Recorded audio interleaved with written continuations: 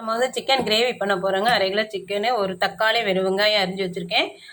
அரைச்சி வச்சுருக்கேன் 3 தக்காளி, 2 வெங்காயம், இஞ்சி பூண்டு பேஸ்ட்டு, தேங்காய் அரைச்சி வச்சுருக்கேன். வீட்டில் அரைச்ச மிளகாத்தூள் எல்லாத்தையும் தாளிச்சிடலாம்.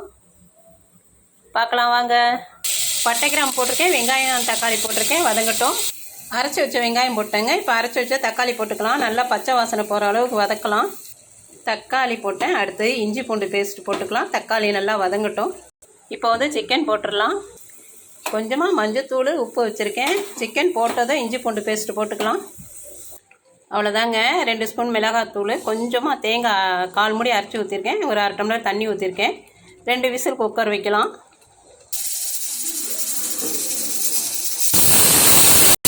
அவ்வளோதாங்க. சூப்பரான சிக்கன் குழம்பு ரெடி ஆகிடுச்சு. இது இட்லி, தோசை, சப்பாத்தி, சாப்பாடு இதுக்கெலாம் ரொம்ப நல்லாயிருக்கும். நீங்களும் செஞ்சு பாருங்கள். லைக் பண்ணுங்கள், ஷேர் பண்ணுங்கள், சப்ஸ்கிரைப் பண்ணுங்கள். தேங்க்யூ.